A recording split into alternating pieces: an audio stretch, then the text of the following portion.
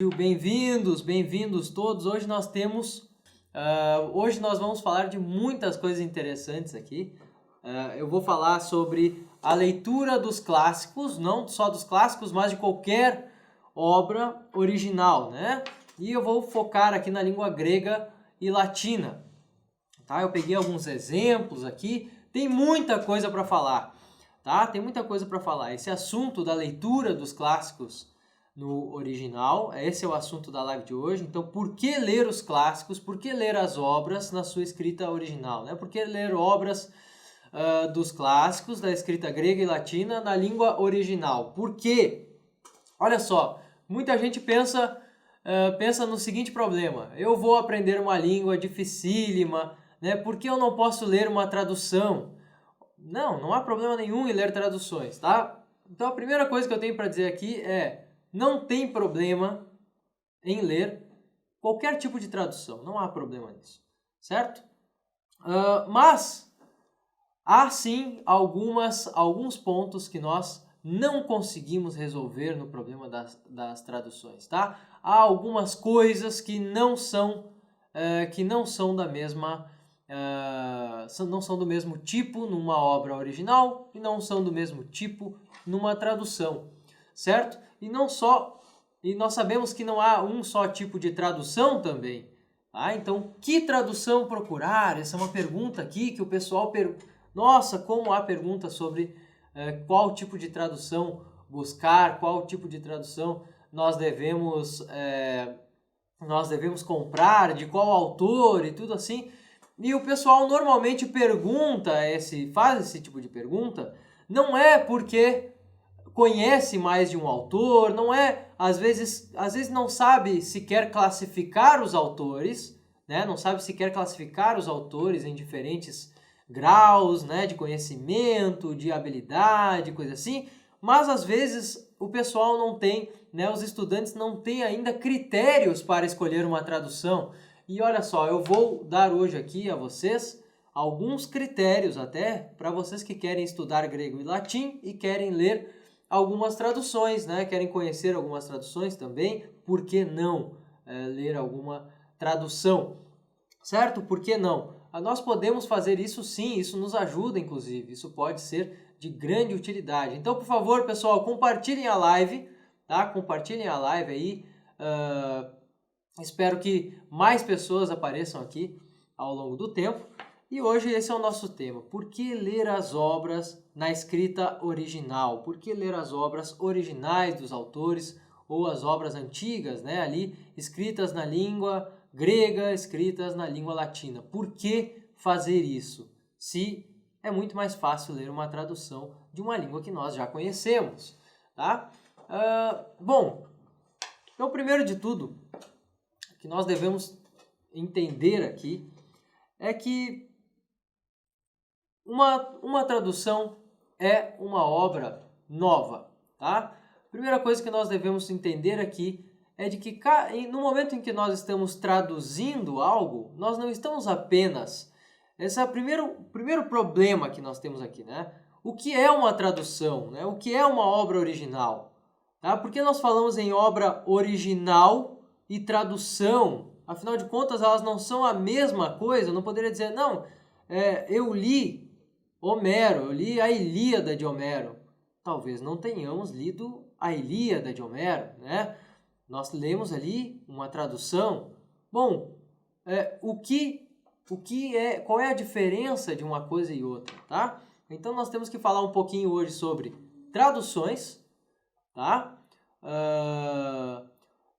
Porque é muito mais chique, né? Deixa eu ver quem é que... o Vinícius disse, né? Por que nós devemos ler as obras na escrita original? Olha, pessoal, isso é muito mais chique, ó, e com vinho, né? Com vinho, uísque, então, charuto, tá? Isso aí vai ficar chiquérrimo aqui ler a tradução na obra original, né? Não é por isso, tá? Não é por ser chique, tá? E às vezes nem é tão chique assim, tá? Dependendo da obra original que nós pegamos, nós temos uma tradução muito mais, com uma linguagem muito mais bela para no seu meio moderno, né? No seu lugar ali para qual, né, para o público para o qual é feito, às vezes é muito mais rebuscada a tradução do que a própria obra escrita na escrita original, em latim, em grego, quando nós vemos isso, né? Então isso pode acontecer muito bem, tá? Isso é uma coisa que pode acontecer sim, tá? Não é só porque é um clássico que a obra lá, que a peça de teatro, por exemplo, vamos pegar ali Plauto, não quer dizer que Plauto tivesse a escrita mais rebuscada, o estilo mais difícil e belo de todos. Não quer. Quando nós falamos em clássicos, nós não estamos falando necessariamente numa obra muito mais bela, né? Numa obra muito mais ornada ou coisa assim. Não estamos falando disso. Nós estamos falando apenas da expressão, tá? Olha só que interessante. Quando nós falamos numa obra clássica, nós estamos falando da expressão, né, daquilo que foi impresso pelo autor no momento em que ele registra aquela realidade, em que ele coloca aquelas palavras, né, escreve as suas palavras sobre determinado tema ao seu próprio público. Tá? Então é algo um pouco diferente. Vamos ver aqui. Acho que nem o original é mais bonito que a tradução do Carlos Alberto Nunes. Pois é, isso aí, algumas pessoas podem pensar até exatamente isso, né? Sobre a obra da Ilíada do Carlos Alberto Nunes. Algumas pessoas pensam assim, não, eu ouço isso na escrita original e não é tão belo, parece até meio rudimentar comparado. Isso pode acontecer, tá? E aqui a gente não está questionando necessariamente a beleza de todas as obras originais. Não é isso. Eu estou apontando aqui para essa questão sobre a importância de ler até mesmo uma obra mais rudimentar na sua escrita original. E não só na escrita original, mas em latim, em grego. Tá? Por que ler uma tradução latina feita de um texto grego e não ler a tradução em português, né? Então nós também temos essas dúvidas às vezes. O tema de hoje é por que ler as obras na escrita original, tá? Então, o tema é esse hoje, tá? Por que ler obras na sua escrita original? Por que ler obras em latim, escritas em latim, escritas em grego, tá? Nós temos vários motivos para ler e eu tenho bastante coisa para dizer aqui para vocês. Eu espero que o nosso tempo seja minimamente suficiente para isso. Tá? Eu trouxe aqui, vocês devem ver aqui, espero que a imagem esteja boa, tá? Eu tenho aqui o nosso livro aqui com 6 livros, né? Com 6 livros de Homero aqui da Ilíada, tá? Com 6 primeiros livros.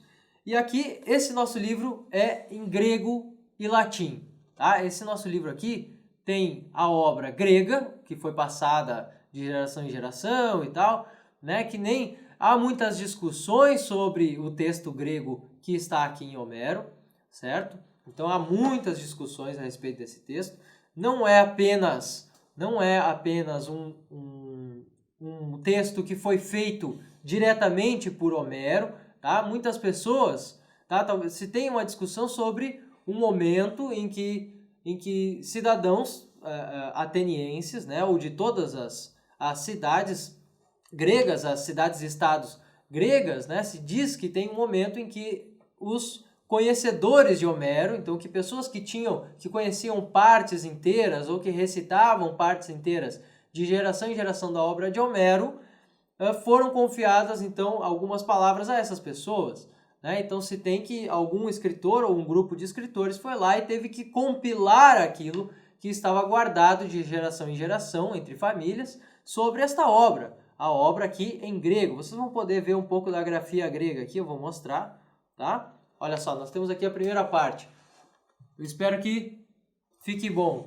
Aqui um pouco, dê para ver alguma coisa da imagem. Tá na minha esquerda aqui, então aqui na minha direita, na verdade, tá? Eu tenho aqui a obra escrita em grego, tá? Eu tenho os versos gregos de Homero. E aqui eu tenho a obra, né, traduzida para a língua latina. Essa obra que está traduzida aqui para a língua latina, ela tem algumas coisas especiais, né? Então, provavelmente, eu desconheço outra tradução, conheço apenas essa tradução aqui da Ilíada do grego para o latim, tá? Eu conheço só essa aqui, mas eu posso dizer que a grande vantagem dessa obra latina que eu tenho aqui em mãos é de que ela foi traduzida com a maior fidelidade possível dos vocábulos, né? Então, os vocábulos que estão aqui, cada palavra que está aqui, quer respeitar a ordem idêntica do texto grego, certo? Eu tenho um tipo de tradução aqui, é apenas um tipo de tradução. Então, quando eu tenho esse livro aqui em grego e latim, tá? Essa tradução que eu tenho aqui, ela é uma possibilidade. Ela é uma possibilidade de tradução. Então, quando nós falamos em tradução, olha, vejam bem isso, peguem bem essa noção aqui. Quando nós falamos em tradução, nós não estamos falando apenas de transformar um texto grego num texto latino. Isso é impossível, isso não acontece de fato, tá? Nós não transformamos um texto numa outra coisa, né? Por isso a palavra é tradução, né? Nós, de um certo modo, nós, como podemos dizer assim, nós cruzamos um rio, né? Nós cruzamos de uma beirada a outra, tá? Nós dizemos que nós conduzimos aquelas palavras para uma outra língua. Nós tentamos conduzir o sentido daquelas palavras a uma outra língua. Tá? No máximo que eu tenho, tá? É isso. Eu não consigo obter mais do que isso. Eu não consigo criar. Eu teria de criar novas palavras, então, para obter uma tradução perfeita e dizer ainda e definir essas palavras. Né? Pensem nisso. Tá? Pensem nisso. Se eu quisesse ter uma tradução do grego para o latim perfeita, que tivesse cada palavra no seu lugar, com a métrica igual, se eu quisesse alguma coisa desse tipo, como se fosse possível, eu teria que fazer um esforço de praticamente criar uma outra língua que fosse similar, que trouxesse algo similar, tá? Que trouxesse essa similaridade, essas semelhanças dessa outra língua. Então é impossível, tá? Então quando nós falamos em tradução, nós falamos praticamente em reescrever, vejam bem, é quase como isso, quase como reescrever a mesma obra. E para muitos tradutores antigos, quando nós pegamos lá na história dos jesuítas, quando nós pegamos ali professores antigos, medievais, nós vemos que o sentido de tradução para eles era exatamente esse, eu vou pegar este texto aqui, esta obra aqui, vou reescrevê-la na minha língua. Tá? Para muitos foi isso aí mesmo, tá? Eu vou reescrever isso aqui na minha língua, na língua que eu tenho, tá? Ou para a língua latina. E quando nós pegamos ao pé da letra a tradução de cada palavra, nós temos uma obra como esta aqui. Nós temos um texto latino como este aqui, em que eu tenho a tentativa de traduzir palavra por palavra e tentar manter aqui um ritmo parecido.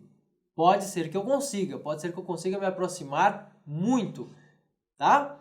Então, dada esta distinção, tá? Agora nós sabemos que uma tradução não necessariamente vai ser a transformação de um texto num texto, né, na língua de um texto para uma outra língua, mas vai ser uma tentativa de trazer, né, de retratar aquela obra nos moldes da minha língua ou com o vocabulário que eu tenho na minha língua ou na língua que eu quiser fazer a tradução.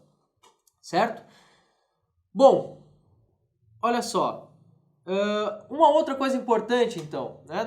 Eu falei agora sobre essa diferença. Lembrando aqui o tema da live para todos que apareceram agora. O tema da live é por que ler as obras na escrita original? Então, primeiro eu falei sobre traduções, tá? Nós precisamos ter essa ideia de que uma tradução ela é uma tentativa de reescrever ou uma tentativa de trazer uma obra para uma outra língua, tá? Ela não é uma transformação perfeita e imediata de uma língua para outra, tá? Não é exatamente isso. Mas, então, nós temos vários tipos de traduções, nós temos vários, e cada tradutor, ou seja, quando nós temos algumas traduções de um texto para o outro, nós temos uma série de fatores que podem servir de critério para a nossa escolha. Afinal de contas, o que eu quero? Tá? O que eu quero? Por que eu quero ter uma tradução latina do texto grego? No caso aqui do meu livro, tá? da Ilíada, que eu tenho aqui, tá? Em grego, Ilias, em latim também, Ilias, nós dizemos a mesma coisa, né? A pronúncia é a mesma da palavra. Tá? Quando eu tenho um texto como esse, um texto latino, no meu caso aqui deste livro, a proposta desse texto latino é de que cada palavra corresponda às palavras da língua grega para um estudo. O estudo de quê? Um estudo da obra em grego. Então este livro aqui ele serve mais para quem estudou latim, tá? Eu estudei latim, ou eu quero aprender algum vocabulário da língua latina e quero conhecer a obra de Homero, isso aí também serve, claro, é uma tradução. Mas eu estudei latim e quero aprender mais sobre grego. Quero aprender aquilo que eu sei da língua latina, quero ter aquele vocabulário da língua latina que eu conheço em grego. Eu posso pegar essa obra aqui, que está traduzida com esse rigor de cada palavra corresponder de uma língua para outra. Tá? Eu quero ter esse texto aqui para estudar grego. Então a gente pode até tomar esse exemplo aqui. Logo mais eu vou fazer uma rápida leitura aqui dos primeiros versos da Ilíada, tá? Os primeiros versos aqui em grego e latim, certo? Para a gente ver um pouco dessa, para a gente analisar um pouquinho dessa diferença. Então assim, uma tradução está sujeita ao seu tempo. Uma obra também está sujeita ao seu tempo. A obra de Homero estava sujeita, olha só que interessante isso aqui, a obra original de Homero, tá? Estava sujeita ao seu tempo, as pessoas que ouviriam aquela canção, né? As pessoas que iriam ouvir ali os versos gregos. Então quando nós lemos a obra de Homero, nós temos um reflexo inteiro daqueles ouvintes. Nós temos uma obra feita para determinados ouvintes. E até hoje isso funciona assim. Se eu faço novamente uma tradução da Ilíada, tá? Se eu faço uma tradução da Ilíada, nós sabemos que a tradução, por exemplo, do Carlos Alberto Nunes não é difícil. Tá? Quem gosta de uma tradução em verso, pode pegar essa tradução do Carlos Alberto Nunes para ler a Ilíada em verso, em português, e com aquela métrica que não é a métrica grega, que é a métrica em português, né? Métrica, ou seja, o ritmo da poesia.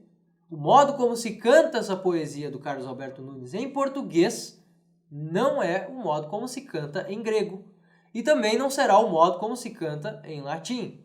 Então, quando nós pegamos a outra tradução da Eneida, por exemplo, da Eneida, que é um texto latino, tá? Um texto feito por Virgílio, tá? Uma poesia clássica latina. Quando nós pegamos a tradução em português, nós temos ali uma outra métrica que difere bastante da métrica latina.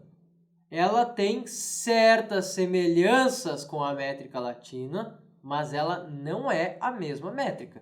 Não é, pelo fato das palavras terem tempos diferentes, nós já não temos como fechar a métrica latina de modo algum a métrica portuguesa. Tá? É impossível. Se nós pegamos uma tradução, né, por exemplo, das Metamorfoses de Ovídio, feitas por Boccagi, feitas por qualquer autor, também nós não conseguimos traduzir a obra de Ovídio, nós não conseguimos traduzir aqueles versos das Metamorfoses em português com a mesma métrica, é impossível. Por quê? Porque na língua latina, quem aqui é aluno? Quem aqui já estudou latim na escola clássica? Quando nós começamos na primeira aula, nós temos lá Roma in Italia est. Nós já aprendemos que existe aquele tempo, né? Aquele tracinho ali, aquele macron em cima de uma palavra, por exemplo, ali em Itália, nós já lemos ali aquele macron, nós já sabemos que ali tem um tempo a mais na palavra. Roma in Italia est. Certo? As palavras latinas, portanto, todas elas têm a sua caracterização de tempo, não apenas de sílaba tônica. Em português, nós não diferenciamos o tempo das palavras. tá? Nossa palavra não difere nas sílabas o tempo que a sílaba corre, né? Se eu colocasse a minha fala, por exemplo, num metrônomo, tá? Se eu colocasse num temporizador, eu conseguiria notar melhor o ritmo das palavras, tá? Se eu colocasse uma poesia latina, eu conseguiria notar a diferença das sílabas. Então, quando eu vou musicar um texto latino, é completamente diferente de musicar um texto em português. Ah, mas eu já vi, né? Alguém pode dizer assim, eu já vi textos, né? Eu já vi cantos gregorianos escritos em latim e cantados na mesma melodia na língua portuguesa. Mas nota que ali na língua portuguesa alguém teve que fazer um malabarismo para fechar naquela métrica ali. Tá? Alguém fez um malabarismo para aquele texto latino se encaixar ali na canção. E quando nós queremos canção, nós perdemos um pouco do sentido. Olha só que interessante. Se eu pego uma música, né? Eu pego ali Anima Christi, começo assim: Anima Christi sanctifica-me. Aí eu vou dizer, por exemplo, Alma de Cristo santifica-me. Olha só, mas olha só, é a mesma coisa. Mas é esquisito, né? É esquisito nós dizer alma de Cristo santifica-me em português desse modo. Às vezes é um pouco complicado, né? Quem sabe uma outra sugestão, quem sabe essa melodia não está feita realmente só para a língua latina, né? Anima. Olha só, quando eu falo alma, eu tenho já que comer algumas elisões. Comer algumas sílabas que nós temos duas notas na sílaba. Nós já temos que improvisar nesse modo. Nós temos que alongar algumas sílabas da nossa tradução, né, na nossa canção. Ou seja, eu nunca poderia obter a mesma coisa. Tá? Essa aqui é a primeira coisa que nos ajuda a diferenciar esse problema da métrica, né? Então, cada tradução tem a ver também com o seu tempo. Então, quando eu pego eu estava falando aqui sobre os ouvintes, né? Então, aquele que vai ouvir aquela poesia da Ilíada no tempo de Homero, aquele ouvinte é um grego, pode ser um grego nobre, né? Ele tem um padrão auditivo que ele gosta, ele tem um gosto musical, né? Aquele grego antigo, ele já ouvia música. Essa música grega antiga não está registrada, tá? Lembrando que música aqui pode ser a mesma coisa que poesia, quando eu falo música. Aquele grego está acostumado a um tipo de música, a um tipo de som, a uma língua que muda as tonalidades, inclusive, né? Que muda o tom de algumas sílabas. A língua grega, embora nós não reproduzamos isso, ela muda algo na tonalidade. Esse ouvinte estava acostumado àqueles padrões. De repente, quando nós pegamos aqui uma tradução, ela é para o nosso tempo também.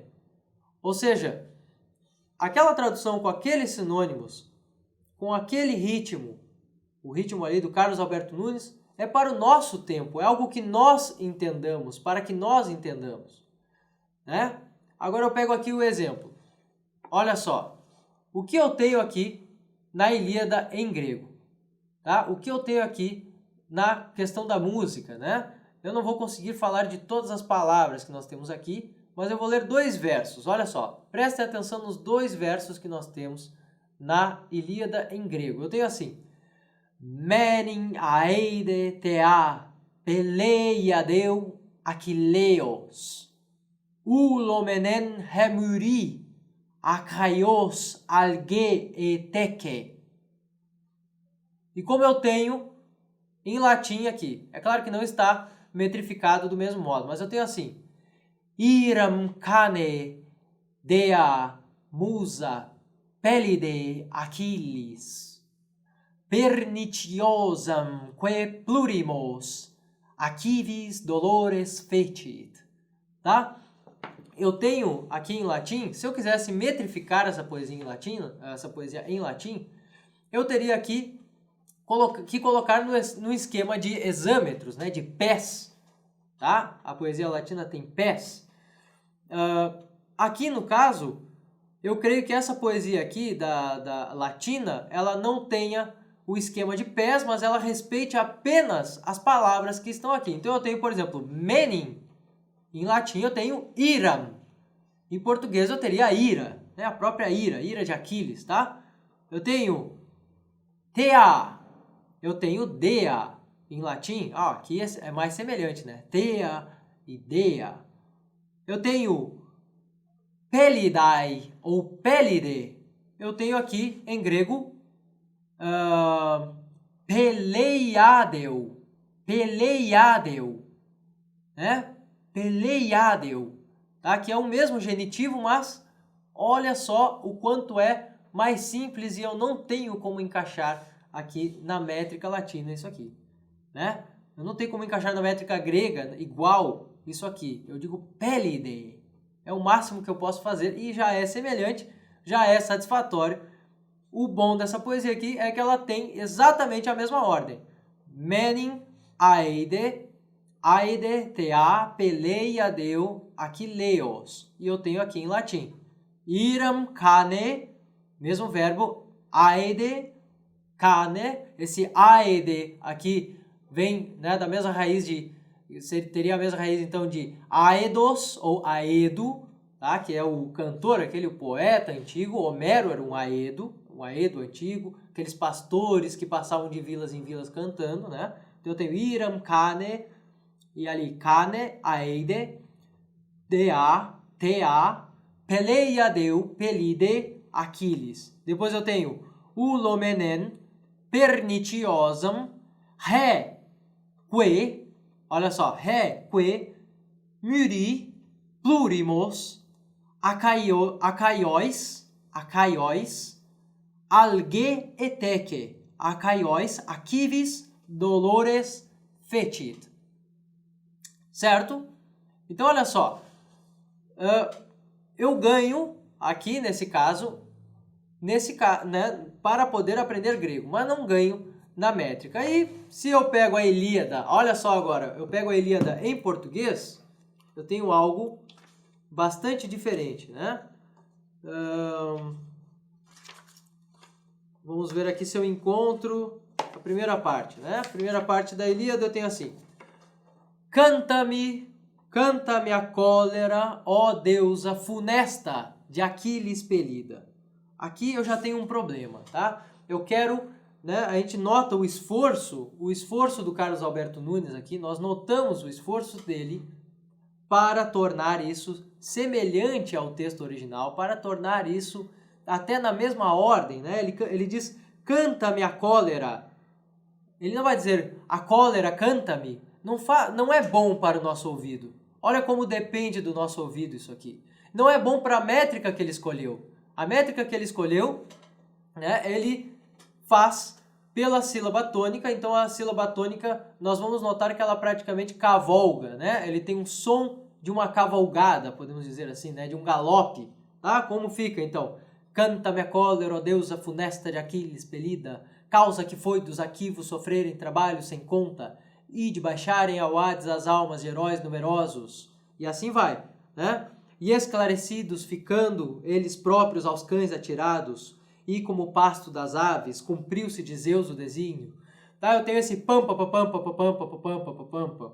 Eu não tenho isso em grego, tá? Eu não tenho isso, mas aqui fecha pelo número de palavras que cabe em cada verso, fecha porque ele organiza essas palavras mais ou menos como elas estão em grego, ganha alguma musicalidade para que nós memorizemos, mas ainda assim, né, e é feita para nós. Então ele diz, canta-me a cólera, ó deusa, né? E depois ele ainda divide, olha só, ele quer caracterizar cólera com funesta, ele diz, canta-me a cólera, ó deusa, funesta, cólera, funesta, ele deve separar ali cólera e funesta. Então, assim, os recursos poéticos, é claro que eles terão de ser amplos nesse caso, mas notem que eu não tenho a mesma coisa, eu não tenho o mesmo texto, tá? Eu tenho aqui uma outra obra. Então, nós podemos dizer que, em termos de estética e até de ênfase em certas partes do contexto, eu tenho uma nova obra aqui com Carlos Alberto Nunes. Então ele tem uma nova Ilíada, podemos dizer assim.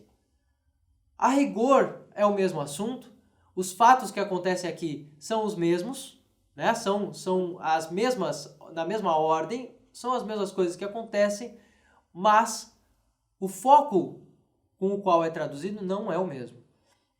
Há momentos aqui em que os heróis fazem exatamente a mesma coisa, né? Vão fazer, né, os mesmos atos, mas o ato é contado de uma forma um pouco diferente também.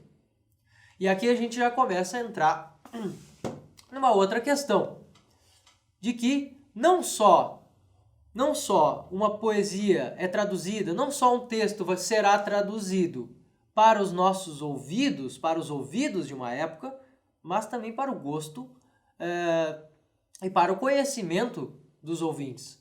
Nós precisamos, né, então nós temos que saber quem são os nossos ouvintes e se eles conhecem aquelas palavras, se eles são capazes de alcançar aquilo que estamos dizendo. Nós temos que ter essa noção, nós temos que ter essa percepção, tá? Então, aqui da Ilíada de Homero, eu acho que ficou, se vocês tiverem alguma dúvida, tá?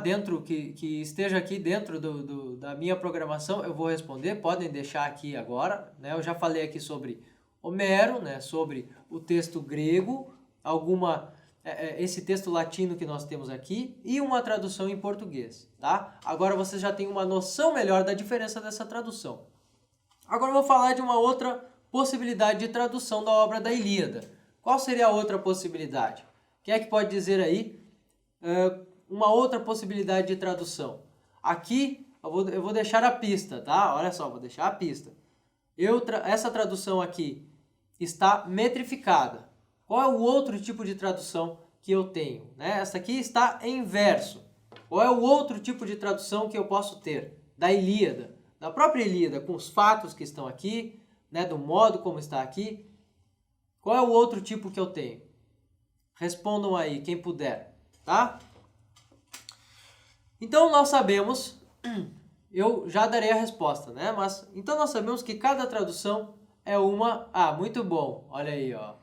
Né? O pessoal do Instituto não quer esperar que nenhum outro ouvinte responda. O pessoal quer mostrar o seu conhecimento, tá? Nossos amigos aqui do Instituto Hugo de São Vitor. Então, olha só. É prosa, né? Então, nós poderíamos escrever esse texto, o texto da Ilíada, reescrevê-lo em prosa. E aí vocês vão dizer, tá, mas aí não é uma tradução, porque afinal de contas... A Ilíada em grego está metrificada, né? Até a latina aqui poderia estar metrificada, né? Está em versos também. Não, mas é aí que está o nosso problema, é que nós temos sim uma tradução. E a distância que eu tenho da tradução metrificada para uma outra metrificada talvez seja a mesma. Talvez seja a mesma que eu tenho de uma tradução em prosa. Talvez a tradução em prosa, inclusive, tenha um ritmo e uma metrificação muito melhor para nós, que cause uma sensação muito mais semelhante até ao ouvinte grego, ao ouvinte que ouvia aquela poesia no passado. Mas a verdade com a qual nós devemos conviver aqui e saber agora não serão as mesmas... não serão os mesmos textos, não serão as mesmas coisas.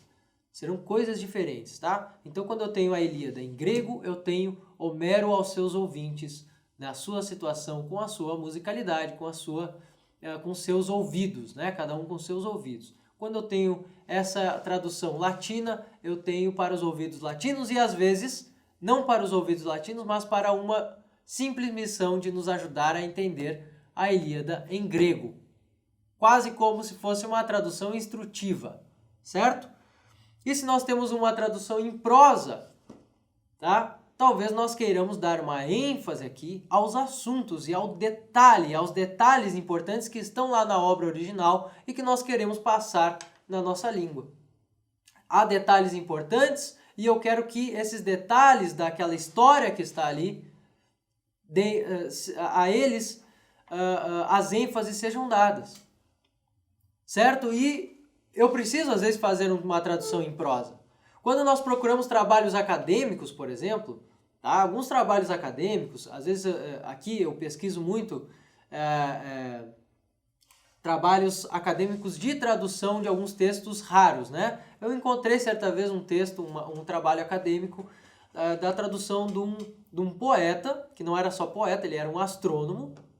Ele fez uma poesia toda com o conhecimento astronômico que ele tinha na época dele, ou seja, por volta do século I depois de Cristo, né? Ele é desse século, e ele fez lá uma tradução, ele fez lá uma poesia grega, uma poesia latina, toda metrificada, tá? Musicada ali com conhecimento de astronomia. Nós chamamos isso de poema didático, tá? Existiam muitos poemas didáticos na Roma Antiga, existiam muitos poemas didáticos na Grécia Antiga, ainda 400 anos antes de Roma possuir os seus próprios poetas, né? Os gregos já tinham poesias didáticas, por exemplo, que foram aparecer somente lá pelo século XIII em Roma, tá? E essas poesias didáticas, elas contavam algo da ciência, né? Traziam algo da ciência, mas ali metrificado. Tá? Eu encontrei certa vez uma tradução em português, feita por um professor da USP, e a tradução, ela não seguia a métrica, né? Ela era uma tradução em verso, ela apenas tentava deixar os correspondentes ali, mais ou menos na mesma ordem, né? As palavras correspondentes, e era uma ótima tradução para estudo do texto latino, né? Eu tinha uma ótima tradução ali, sem versos, tá? Ou seja, em prosa, eu tinha uma tradução ali em prosa, que ajudava muito a compreender o texto latino, mas quando nós líamos, né, quando alguém lê aquela tradução ali, ela não é confortável, ela não é feita para ser lida, assim, eu pego somente aquela tradução, sento no sofá e consigo ler ali tranquilamente, consigo cantar, né, consigo ler com fluidez aquilo. Não, era uma tradução sem musicalidade nenhuma, né, até com um padrão, né, com um estilo de escrita bastante rude, assim, só que ela prezava, porque é uma tradução que prezava pela ajuda, né, pela leitura do texto latino, prezava muito pela leitura do texto latino, das correspondências de algumas palavras, dos sentidos, porque era uma tradução para estudo também, tá? Então, nós temos que ter essa distinção de que tipo de coisa nós queremos, tá? Então, quando nós perguntarmos para alguém, tem alguma tradução didática, mais didática sobre isso? Tem alguma tradução que me ajude a ler o texto original? Eu posso perguntar, né? E é também por isso que eu já digo a vocês, olha só, nós falamos de tradução, nós falamos aqui da diferença das métricas, da métrica grega, da métrica latina, eu li para vocês isso, tudo para mostrar para vocês que, olha só, quando nós lemos o texto original, nós nos reportamos a toda uma experiência original daquilo ali. Quando eu leio Plauto no original, quando eu leio Homero aqui no original, tá? Eu leio teatro romano, por exemplo, eu leio Ésquilo no grego original, ou Ésquilo em latim, por exemplo, numa tradução latina, eu me reporto a um gosto diferente, eu me reporto a uma música diferente. Eu não estou lidando com exatamente a mesma coisa, tá? Vamos lá. Essa live está sendo gravada? Sim, ela será disponível mais tarde. Estará disponível mais tarde. Mas eu peço a vocês que continuem aqui até o final e depois peguem aqui a live, o início da live, caso achem que seja necessário ver aqui os detalhes anteriores que eu passei, né? Mas olha só,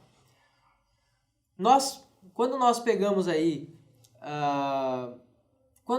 uma escrita original, então nós estamos ali nos reportando há muitos detalhes que não podem ser copiados, que não podem ser assim tão bem transpostos, né? Que não podem ser transpostos, nunca é suficiente para nós, tá? Então, agora eu vou pegar um outro exemplo aqui do porquê é tão legal, porque é tão bom ler um texto na escrita original. Então eu pego aqui uma tradução metrificada, do Fedro, né? Então aqui eu tenho uma tradução de Fedro na língua latina, tá? De um texto grego das fábulas de Ésopo. Ou seja, nós podemos dizer aqui que é uma tradução fidedigna de Ésopo. Então eu tenho aqui: ad rivum eundem lupus etanius venerant, siti compulsi. Então eles estão com muita sede, né? Siti compulsi. Ad rivum, então para o rio, eundem lupus etanius venerant. O mesmo lobo e cordeiro vem para o rio, né? Rivus, na verdade, é o riacho, né? Para o riacho. Siti compulsi. Então, tomados de sede, os dois. Superior stabat lupus. Superior stabat lupus. Então, acima estava o lobo. Superior stabat lupus. Longe inferior anius. Então, mais longe, afastado, na parte inferior, embaixo, né, mais abaixo, afastado, estava o cordeiro. O cordeiro, a ovelha. Tunc fauce improba latro incitatus iurgi causam intulit. Cur inquit turbulentam fecisti mii. Então, aqui o lobo pergunta ao cordeiro por que ele está turvando, por que ele está bagunçando ali, mexendo na água do lobo, né? Ele pergunta: por que tu estás aí mexendo, por que tu estás aí sujando a minha água? Cur inquit turbulentam fecisti mii, aquam bibenti laniger contra timens. Então, o lanígero, né? Aqui a ovelha, tá? Por conta de ter lã, por conta de ter a lã, então qui lanam gerit, é esse o sentido. Laniger contra timens. Então diz o cordeiro: qui possum queso facere quod quereris lupe. Então, o que eu posso, por favor, fazer por ti, lobo? Até decurrit ad meos austus liquor. Na verdade é a tua água daí de cima que está correndo aqui para mim. É a tua água que está vindo até mim. Repulsus ille veritatis viribus. Ante o sex menses ait maledixisti mii, maledixisti mii. O lobo continua então provocando o cordeiro e diz assim: olha, há 6 meses atrás tu maldisseste-me, tu falaste contra mim. Mesmo que o cordeiro estivesse ali sem culpa alguma. Gustavo, pode trazer uma água para mim? Respondit anius, equidem natus non eram. Então, o próprio cordeiro diz assim: eu não era nascido nesse tempo todo, né? Tu diz aí que eu te maldisse há 6 meses atrás, eu não era nem nascido. Respondit anius, equidem natus non eram. Então, o lobo repete a sua ideia. Pater ercle tuus, ille inquit, maledixit me. O teu pai me maldisse, né? O teu pai falou mal de mim. o teu pai rogou alguma praga contra mim, né? E daí vem a narração. Atque ita correptum lacerat injusta nece. Então, assim, metendo a boca no cordeiro, assim atacando o cordeiro, ele o estraçalha ali, né? E come o cordeiro, né? E acaba com a vida do cordeiro. Depois, muito obrigado. Depois os últimos 2 versos dizem assim: Ec propter illos scripta est domines fabula qui fictis causis innocentes opprimunt, né? Então ele diz assim: esta fábula é escrita para aqueles homens, né? Para aqueles homens que oprimem os inocentes por falsas causas. Olha só. Aqui, esse poema, então agora eu vou ler aqui os primeiros versos com a métrica, né? Eu expliquei o sentido aqui para vocês e li nas palavras latinas, mas agora com o sentido da história que eu contei, vocês podem aqui tentar ouvir e notar aqui algumas palavras latinas, tentar notar a semelhança delas com a língua portuguesa e ouvir a poesia. Ad rivum eundem lupus etanius venerant, siti compulsi, superior stabat lupus, longeque inferior anius, tum fauce improba, latro incitatus iurgii causa mintulit, cur inque turbulentam fecisti mi, aquam bibenti laniger contra timens, qui possum quaeso facere quod quereris lupe, a te decuritat meos austus liquor. Tá? Então nós vemos aqui o ritmo da poesia, né? Repulsus ille veritatis viribus, ante os sex menses ait maledixisti mi. Certo? Então eu tenho aqui uma música que depende dos tempos, tá? É uma historinha muito breve, tem um sentido fácil de compreender, mas quando nós compreendemos isso em latim, ela tem as suas próprias nuances, ela tem a sua própria música, ela tem os seus próprios sentidos aqui escondidos, né? E que provavelmente, para ler para crianças dessa época, ela se encaixava muito bem. Provavelmente as crianças já entendiam essa métrica, né? Já ouviam isso muitas vezes, tá? E como nós temos um livro infantil feito hoje, olha só, agora eu vou ler a mesma história feita para nossas crianças aqui, né? Ou até para um público que vai ouvir pela primeira vez uma fábula como essa, né, sobre ali um lobo mentiroso, né, com aquele aspecto de lobo. Tanto é que essa imagem do lobo é muito antiga. O próprio Lycaon vai se transformar num lobo, né, na mitologia grega. O próprio Zeus vai transformá-lo, vai metamorfoseá-lo num lobo por conta do seu caráter.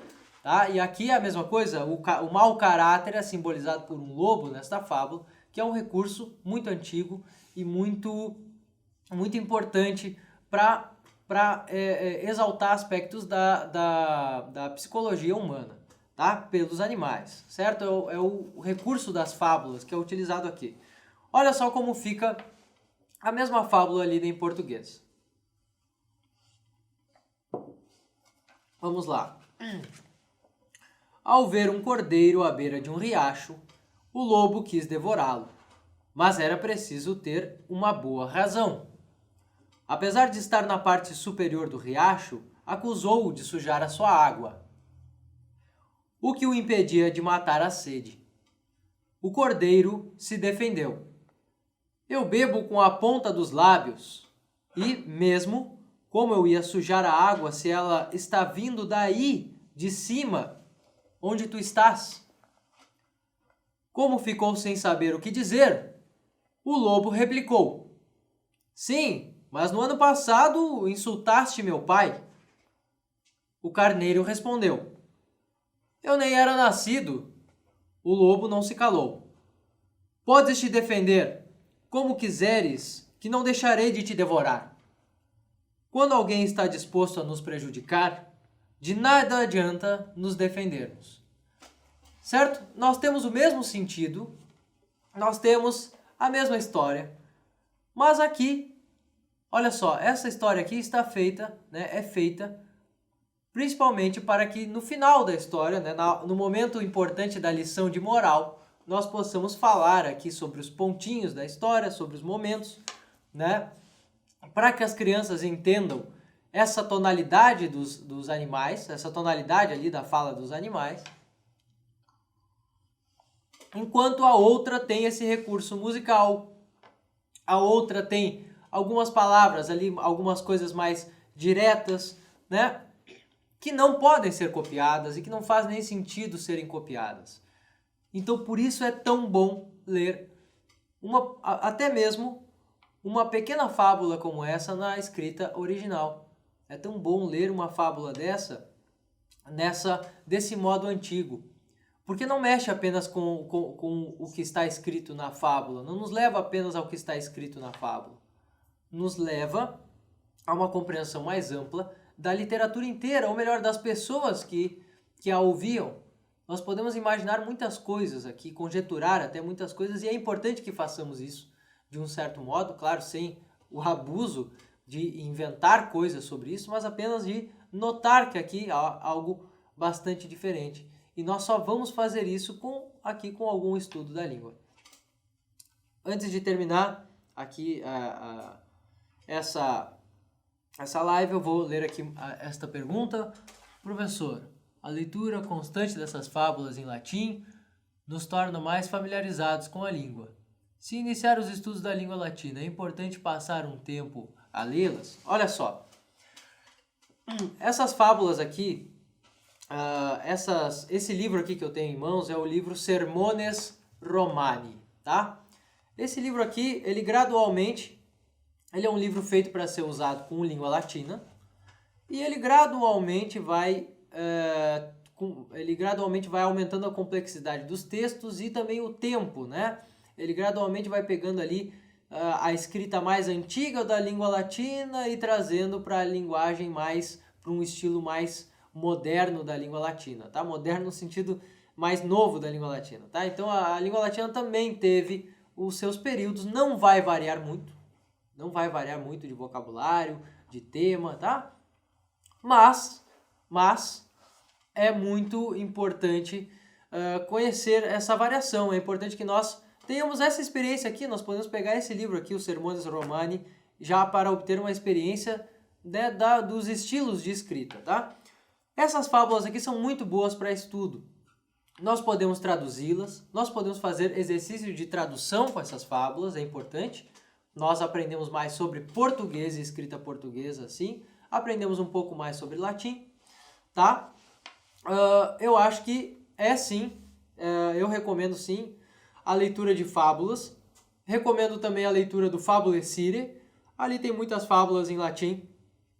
São feitas por pelo professor da Academia Vivário Novo, né? A gente tem ali várias fábulas gregas contadas em prosa, né? Não são traduções de nada, são criações do próprio professor, ali recontam as mesmas fábulas já conhecidas de um outro modo, extraindo até das Metamorfoses de Ovídio, extraindo de outros livros mais da literatura clássica mesmo, tá? E são feitas também para nós, né? São mais, um estilo entre o estilo latino, né?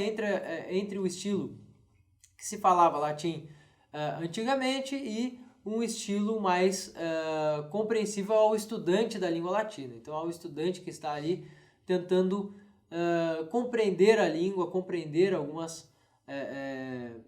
né, dando alguns passos ali na língua latina naqueles níveis, né? Então, esses textos eles são esse texto do Fábula Sírias os textos são feitos para o estudante que está estudando ali com o Família Romana, tá? O texto que eu li agora aqui das fábulas de Ésopo, né, da fábula de Ésopo, ele é um texto que nos ajuda, é muito legal para que nós leiamos a métrica, né, para que nós cantemos o texto e até memorizemos, tá? Eu tenho passado aqui vários exercícios de memória nos stories, que eu acho que são importantíssimos para todos vocês, tá? São alguns versos, às vezes 2, 3 versos. Eu não quero, né, eu não acho que alguém vá fazer um exercício de memorização de uma poesia inteira, até porque demora muito, tá? Uma poesia inteira é difícil, eu creio ser bastante difícil de memorizar rápido, tá? Não é tão fácil assim. A maioria das pessoas nunca estudou latim, então pega ali uns versinhos, pega ali 2, já é um bom desafio para todos vocês. Tá? Então, tudo isso que eu falei aqui na live, sobre a tradução, sobre a escrita grega, a tradução latina de Homero, a escrita depois, a tradução em português, as diferenças da métrica da poesia, eu fui falando dos aspectos conforme eles foram aparecendo aqui nos exemplos, tá? Eu fui usando os exemplos para apresentar os aspectos e tudo isso para mostrar para vocês que quando nós lemos algo na escrita original, nós entramos num contato, né? Nós temos um contato mais profundo com aquele que escreveu, tá? Nós temos um contato mais profundo com esse público antigo, com esses estilos antigos. Nós temos uma ideia mais ampla do que envolve essa escrita desse texto. Até porque é como se nós pegássemos aí obras de arte, né? Se nós pegamos aí uma interpretação de um mito atual, feita por um artista plástico atual, nós temos algo diferente do que muito diferente do que se nós pegarmos uma interpretação da Renascença ou uma interpretação medieval da mesma peça, né? Ou da mesma história mitológica, por exemplo, tá? Nós temos ali algo que não é a mesma coisa, né? Se nós pegarmos técnicas diferentes também de pinturas, nós teremos essa diferença, não será o mesmo quadro, não terá o mesmo brilho, as cores também não serão exatamente as mesmas, tá? Nós teremos que nos contentar com uma nova arte feita a partir de algo antigo, e esse antigo não pode ser substituído, certo? Não pode ser de nenhuma forma substituído. É isso que eu tenho para apresentar a vocês por hoje. Agradeço muito a presença de cada um que ficou aqui até agora. Eu espero que tenha tido algum valor para vocês. Eu espero que tenha sido de bom proveito. Muito obrigado a todos e até o nosso próximo encontro na quinta que vem.